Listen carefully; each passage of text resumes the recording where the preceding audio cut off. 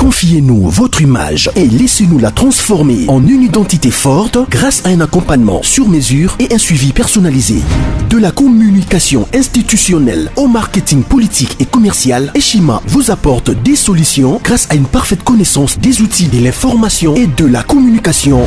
Contact 085 113 44 44 085 113 44 44. Eshima Magazine, un nouveau standard d'information.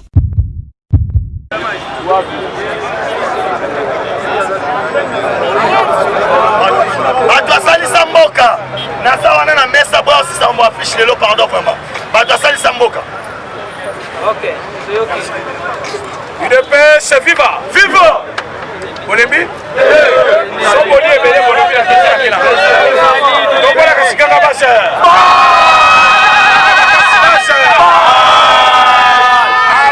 Des problèmes à Matouza. Matouza. Makambo s'est changé. Oh balandi, ba émission tout la salle tout au long de la journée. Sujet Zali Moko. Otika ya za posa ya koyoka. A posa koyoka mais ayeba ke mongongo ezali limité. Awa na lobi to bola ganga basi alobaki te. Mais alingi mongongo na ngeko makuna. Tombola na luganga base. Fatibe. Kabila kaya. Protocole d'accord. Tala. Batobele bazolo belebino yangote na ba cité banini banini. Nous devons parler de cela parce que c'est une arme lourde. Oyo Fati, il faut à se servir na yango. Après 30 ans, c'est maintenant que les États-Unis acceptent. Il y a signé un protocole d'accord. En 2019, le président Tshisekedi est déjà chef de l'État. Pourquoi il a signé un bisoté? Il a posé une condition. Condition à Liboso, John Numbi Azalate, l'exécutif armé. Chef de l'État avait dit, Nakoto Sabino Malamokote, il faut faire la recherche. Balobi, il nous a campé. C'est lui qui a la tête de la garde républicaine pour les alliés pour garder la sécurité au Mobiba. Tant qu'il y a un armée, il y a un bisoto au Canada. Ils ont signé tous les protocoles dans le domaine sauf la militaire. Mais les lots, pas plus qu'ailleurs, ambassadeur des États-Unis. Papa, oui, Mike Hammer, n'a pas de courage. Un ambassadeur à lobby, un ancien président du pays, à lobby, je ne veux plus voir Kabila.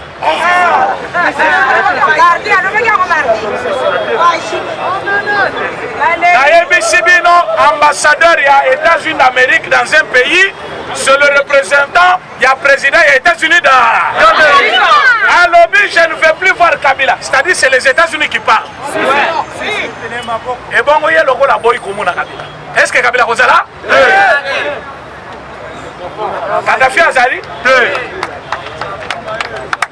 Fidel Castro Azali? Ben Laden Azali? États-Unis basala kana égalité. Maintenant États-Unis à lobby Fati. Na côté diplomatie, en Afrique il n'y a pas un plus que toi. Ça c'est. Ba lobby cette fois-ci. Oui que Fati. Fachake malembe. Ilunga kampeta Libanais. Azong si Christian Choué ou le général a Tcheyewana. OK. Bon mon qui n'a parlé du peuple. Si. À l'attaque qui tenait naïe. Pas comme tenir en général mais peut-être quand des gens qui me veste na bango ya tenue officielle. Tango mwana Kasai yazo tambola. Vous avez senti que basongi babota mwana. Azali moko ya basoda oyo Kabila ye moko matisaki ba généraux. Mais il était étouffé parce qu'il était Kassaïen. Il ne pouvait pas travailler parce que connaissance les a étouffés. Mais ba confier ye kaka matanga. Il a fait Tshisekedi. Il a démontré de quoi il était capable. Malamo le chef de l'État lobby Kakaye. Et le chef de l'État le plus propre. A comme à Kaplation Sazo comme Azo Solana chef d'État-major, Azo Solana Nani général et à garde de République, comme si Azalaki collaborateur naï. Pourtant Zali Moutukomi na sécurité naï. Mais quand il parle avec lui, c'est comme son directeur de cabinet. Vous savez pourquoi? confiance aux alliés kosala mutu yango ne yeba kozongi sila yo Ça c'est vrai. mais Kabila zali komona batu au service na ye on dirait banyama ça bimi boye Olive wapi garde na yo ça mon anité allez mo abomi belé mais chef de l'état na biso est-ce que so ba biso kabomi garde na ye okondi ba yango tombola na nganga basa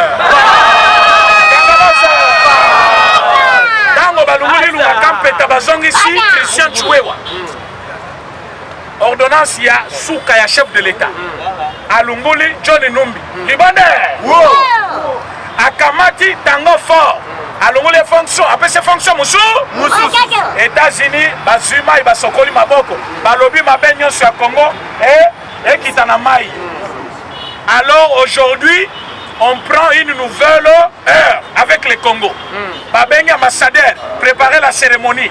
Lobby babengi ngoy mukena azali ministre de la défense yaka fandao. Ozali muto FCC mais yeba ke makambo échanger. Mukena lobby mais c'est quoi le problème ba lobby demain okoya awana batuna yo. Tozo ça la cérémonie officielle.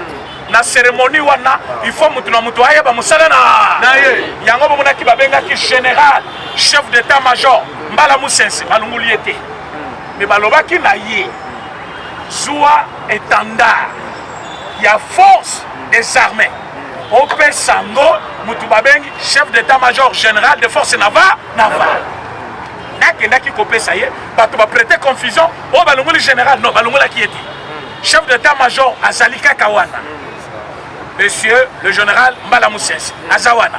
Mais au moins, ils allaient déjà processus il y a départ. Est-ce qu'il y a le bien loco?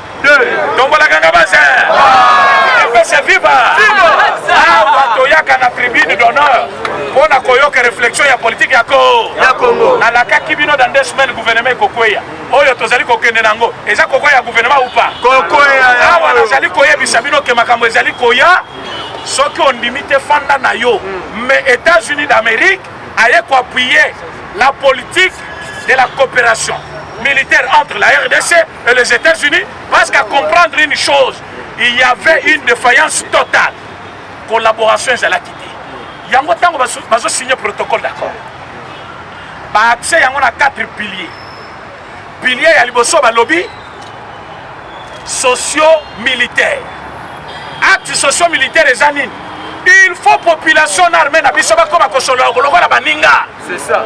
Comme ça ba koyeba mongo na kote la kawa Wapi. Ba américain ba lobby et pas na bango avant ba kanga mutu ba batuna ka mutu nyonso question. Oza sentinelle batunio. Sirere ya sapato batunio. Ti ba ko découvrir na sali buzo ba wana. Mais batu bayaka bakati mitu bazongi zamba. Batu bamoni ti bazongi mutu moko ta yaka kolo. Lobby ba bimi lisusu babomi bazongi pendant 21 ans. Batu bakufaka na est toujours de la même manière. Collaboration entre armées na société exacte. Deuxième pilier balobi sur le plan logistique. Congo a kosomba lisusu mundu ki ata mokolo moko te. Balobi problème de la défense congolaise, c'est la priorité pour les États-Unis. Les États-Unis. Papa. Yo yebi sangai. Mundu ki nini yo kosana mokili. Aux États-Unis yebi ko maîtriser yango te. Kagame ko telema. Chanel a zopé pour le main dans ma banque. Ote, ceux qui va dissoudre le parlement contre la rébellion. Yo kosa la rébellion avec quelle force? Est-ce que va y a ce bazar? Est-ce que le peuple congolais bazar? Tombola lo babaz. Gangabaz. États-Unis ont dit qu'on signe ce protocole d'accord pour commettre contre Mir Kabila FCC Batuna. C'est-à-dire, après 30 ans, va signer Yamote. Mais va signer les lots, va lobby logistique Nyon Sakongo et Taliban. C'est-à-dire, quand Tchacha a causé Minouki Asika, Moura a causé Minouki Asika, unité Nyon Sakongo et Minouki Asika, et Bobo Samate, na discours du chef de l'État, na de la République, na Goma, na Tangaki Yango Awa. Alobaki, d'ici une semaine, notre armée sera dotée d'un armement moderne avec l'appui de nos partenaires des États-Unis. Ah, on attend mais quand chef de l'État lobby bongo, le lobby va signer protocole d'accord. Est-ce qu'à quoi si? Dès que Azaki les gens en collaboration à Bango, et Makamuto est déjà ok. Maintenant, tu as la faisabilité. Munition et Yakate, ça n'est pas Matouza. Matouza. C'est-à-dire, on est année de l'action. Vrai ou faux? 10 décembre, on est action aussi là. Si on a bandit qu'on a battu, on a belé. Mais semaine, on a bino. Tant que aussi la samedi, semaine, on a banda. Kokendaka musika na radio na yo lisusu. Consultation bandi semaine. La semaine prochaine, le chef de l'État va se décider.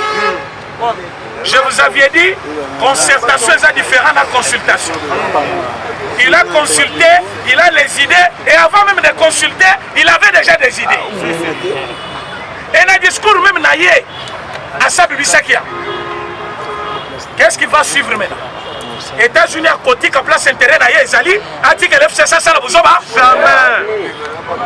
États-Unis à Zongi. 2018 Mobimba, les États-Unis n'ont pas inventé quoi que ce soit. Mais Chine a inventé plus de 20 articles avec les minéraux à Congo. États-Unis à lobby, qui nous a privé notre puissance mondiale comme ça? C'est Chine. Avec quel minéraux? RDC. Chef de l'État a débarqué en 2019 à lobby, gagnant-gagnant. 50-50. Attends, je vais vous présenter. Et pendant que je vais vous présenter, forêt. Moya kitoko ezali bato pe ba consommer basal oyo to azana moyen aya États-Unis à lobby je saute premier abandi ko sécuriser yemoko abandi ko sécuriser chef de l'État maintenant on a besoin de sécuriser peuple pour que tant que extraire minéraux ya minembwe or na cuivre zawana bango bazozwa mais biso pe tozo koma bariche na Congo pauvre kozala lisusu. Et vous voulez que mon modèle wana FCC ko Sabino babeng si bango na kingakati nazo chité par la matière mata balobini ba y a des gens na Jeep moko TXL Jeep wana ezali ko coûter $70,000 o balandinga depuis Tongo bayebi o ba pesa chaque député ya FCC ba pesa ya enveloppe ya $6,000. Mais au Kosobilo, on a maboko te Kabila oza motema mabe. Kabila za motema mabe moko na monate. Alobinin va signer acte d'engagement de renouvellement de la loyauté envers l'autorité morale. Dès que tu arrives, naï député Masumbuku au Tchekombo na yo, au signer. Après balobi, au Kozolar na yo, après consultation, na mutuka na yo. Contact yangoyo, enveloppe yangoyo, bachango na payote. Soki consultation esili, bamoni ke okati si na ngambu te, ndeyo kozwadi boy. Député wa bengi ngai. Député wa bengi ngai lobi président René. Ngai na zana bino, ba photo wana ngamu na tindaka. Ndenge za boye. Ata babombi mituka babombi mbongo kuna ba député oto se to décider que to lungwe to za ebele bango bazela kaka bayoka so bakoka nini ngana lobi mena comment vous allez faire à lobi l'essentiel c'était kozonga na kingakati vivant parce que même maya komela to boy komela bayebi déjà que Kabila a prêt à tout. Kabila a dit que vous m'avez trahi. Bango balobi entre toi et nous. Qui a trahi l'autre? Yoza qui a le pouvoir, Yoza qui est tout puissant. Ma ben yon sur les lobes congolais, bazali koloba FCC, c'est toi. Bato bazali koloba non collaborateur naie. Yo oloba qui oza na 10 personnes. Mais yon sur biso toza kosala. Yo ne oza kotinda biso. Bozo mbongo ta. IGFP tango totindi message les lobes anda tongo. IGF à lobby, il faut contrôler. Bon, on sur FCC, ça allait communiquer. Cotisation, on a fait la kandenge. Et quand on a la caisse, on a fait et où taper wapi. Zoka, d'après les sources que nous avons, Mbongo et Outana DGDA avec Ruguiza wa Koufaki. Mbongo et Outakana Nani OCC. Mbongo et Outakana Nani. Non, oh, il y a besoin. Snell, Mbongo et Outakana. Tala. Qui tozo sale la boto sale la compteur ya Sénégal na régie des eaux. Soka Mbongo ya régie des eaux, bakenda kopesa FCC. Bandeko, comme le temps qui m'a été imparti est embouqué, je vous donne un rendez-vous demain. Chaque Congolais, Congolaise place nyonso ozali yeba que l'heure est grave. Soki faci azali ko résister par rapport à ba décision biso nous devons finir avec batoyo. Boyeto boyde. Boyebi ke batoyo basakani na biso bayebi biso bomwana. Jeunesse mobimeke kaka boye. Mais lelo bakomi ko finga, bazo finga biso. Bazo finga biso pona nini parce que oto zali bangone ba créer ya. Lelo livre lemba komi ko koma na este. À côté de la bicoque, il y a maman moko mokolo boy. Azola mbele fufu. Après qu'on mbele fufu, côté les con. Même sorti qu'elle y est, à venir ya bana na ye. On peut faire ya mo. Mais maman Denise a lobini. Oh yon sont à 70%. Pour ce que l'on a na poto. Connaissance au kozo, ya kana mona ko. Voilà ce qu'on fait. Mais lobby rendez-vous na koya avant. Abo.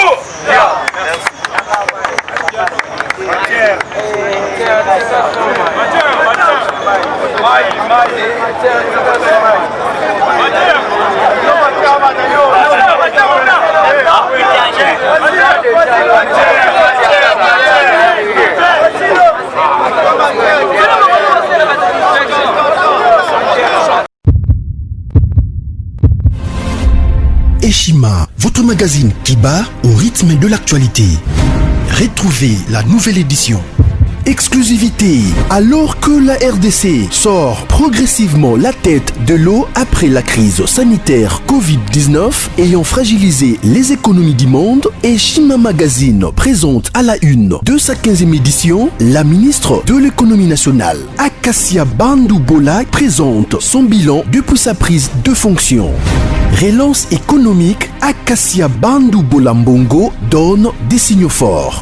Baisse des prix des produits pétroliers, maîtrise des prix des denrées alimentaires pendant des temps forts, organisation des marchés populaires afin de soulager les paniers de la ménagère en période de Covid-19, une franche collaboration avec les opérateurs économiques et dotation en équipement de son administration, la ministre de l'économie nationale affiche un bilan éclatant de sa première année de gestion de ses très stratégiques portefeuilles. Eshima Magazine revient sur chaque étape de la vie de la Margaret Thatcher congolaise. Focus, Agnès Moide et la CNSS interpellent les employeurs sur les avantages de l'utilisation de la télédéclaration. Payer l'impôt est un devoir civique. Barnabé Mwakadi Mwamba, directeur général de la DGI, sensibilise les assujettis. Découverte, Jerry Biangani Tampo, l'homme derrière la renommée de l'université chrétienne Cardinal Malula. Dossier Eshima, contentieux électoraux de la poudre aux yeux. Économie, les scandales financiers ont la peau dure en RDC. Interview, Ted Belechai Kassanda, secrétaire exécutif national de la Ligue des jeunes de l'UDPS. Bras de fer entre la CPI et les USA. Fatou Bensouda défie Donald Trump. Retrouvez l'intégralité du magazine Eshima dans les kiosques. Eshima Magazine, un nouveau standard d'information.